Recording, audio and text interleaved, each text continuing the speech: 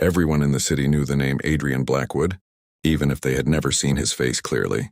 He was the kind of billionaire whose presence was felt more than noticed, whose companies shaped skylines and whose decisions quietly changed lives. Newspapers called him cold, distant, untouchable. Employees whispered that he could see through lies the way light passed through glass. Yet inside the vast Blackwood estate, where marble floors echoed with every step and chandeliers glowed like frozen stars, Adrian lived a strangely hollow life. Money had given him everything except the one thing he secretly craved: certainty about people. He had been betrayed too many times by smiles that hid greed, loyalty that vanished when fortunes shifted. So he tested people not out of cruelty, but out of fear of being fooled again. On a quiet afternoon, Adrian lay in his private room, the curtains half drawn, the sunlight cutting thin golden lines across the polished floor. His breathing was slow and measured, his eyes closed, his body still. To anyone watching, he looked deeply asleep. In truth, he was wide awake. He had chosen this moment carefully. The household staff believed he had taken a rare day of rest, exhausted from weeks of travel and business.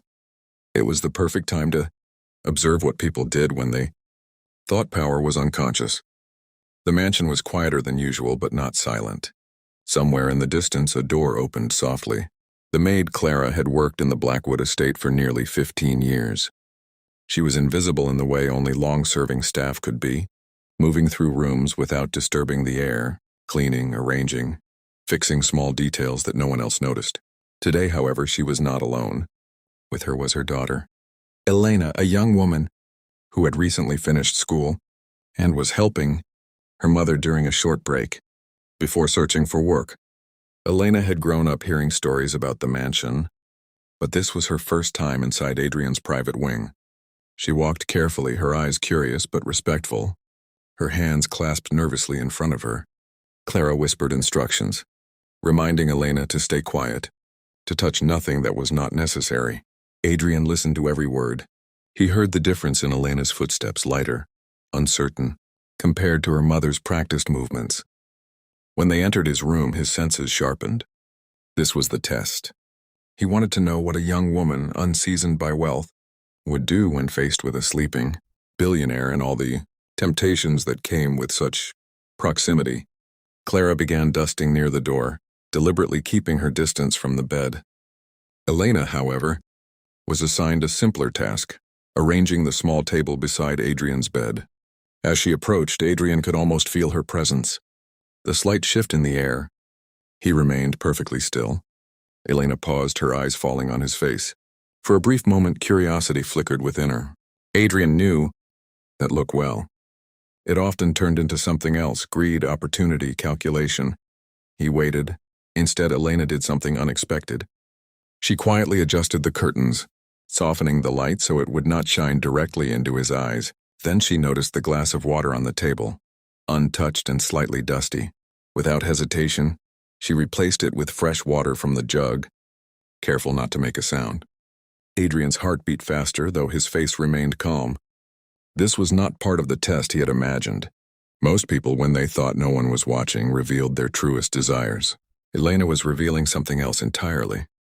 As she worked, Elena noticed a faint crease of tension on Adrian's brow, the kind that comes from too many sleepless nights.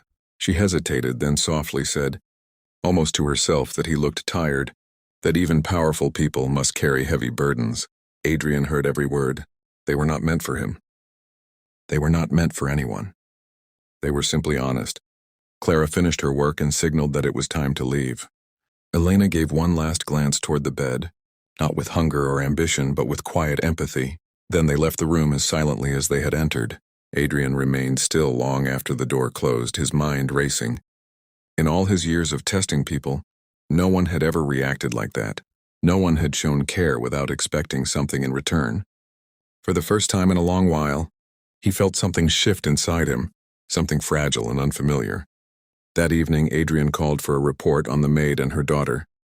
He learned of their modest life, of Clara's sacrifices, of Elena's dreams to work honestly and support her family. There were no hidden scandals, no clever schemes. Just ordinary people trying to live decently. Adrian sat alone in his study, the city lights glowing beyond the windows, and realized that the test he had set had changed him more than it had revealed them.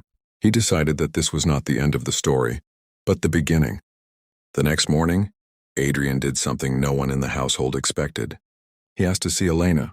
The request spread through the staff like a ripple, through still water, stirring curiosity and quiet fear. Clara was terrified that her daughter might have done something wrong, something that offended the powerful man of the house. Elena herself was calm on the surface, though her heart raced as she was led into Adrian's study. The room was vast and elegant, but what struck her most was not the wealth. It was the man behind the desk, awake now, alert, his sharp eyes fixed gently on her. Adrian invited her to sit. The gesture alone was enough to unsettle her. He thanked her for her work the previous day. His voice steady, his expression unreadable. Elena responded politely, her words simple and sincere. Then Adrian told her the truth. He admitted that he had been awake, that he had been observing, that her actions had not gone unnoticed. For a brief second, fear crossed her face, but it was quickly replaced by honesty. She said she had only done what felt right. If someone was resting, they deserved comfort, regardless of who they were. Those words lingered in the room like a quiet echo. Adrian realized that all his wealth, all his power, had never earned him that kind of respect. It had to be given freely. He offered Elena an opportunity, not as a test this time, but as a choice. He proposed funding her education, helping her build a future not as charity, but as an investment in someone who had shown integrity when no one was watching. Elena was overwhelmed. She did not immediately accept. She asked if her mother would be treated fairly, if there would be no hidden expectations, no strings attached. Adrian smiled, a rare, genuine smile that softened the lines of his face. He promised transparency, respect, and freedom to choose. That was when Elena agreed, not because of the money, but because she believed him. As months passed, the mansion changed in subtle ways. Clara worked with lighter steps, her worry eased. Elena studied, learned, grew more confident. Yet she never lost the humility that had defined her from the start. Adrian watched from a distance, not as a man conducting experiments, but as someone learning how to trust again. Their conversations grew longer, deeper, filled with ideas about life, responsibility, and the quiet power of kindness. Adrian also changed. He stopped pretending to sleep to test people. He no longer needed to. Elena had shown him that character revealed itself not under pressure, but in small, unguarded moments. The mansion, once cold and imposing, felt warmer, not because of any physical change, but because of the relationships forming within its walls. One evening, as the sun set and painted the sky in shades of gold and purple, Adrian stood by the window, reflecting on how close he had come to missing something truly valuable. A simple act of care, from a maid's daughter, had cut. Through years of suspicion and loneliness, he understood now that wealth could buy silence, obedience, even admiration, but it could never buy sincerity. The story of the billionaire who pretended to sleep spread quietly, not as gossip but as a lesson. Those who heard it spoke not of the test, but of the unexpected result. They spoke of how a young woman, with no intention of impressing anyone, had changed the course of a powerful man's life, simply by being kind when she thought no one was watching. And in that truth, both their lives were forever transformed.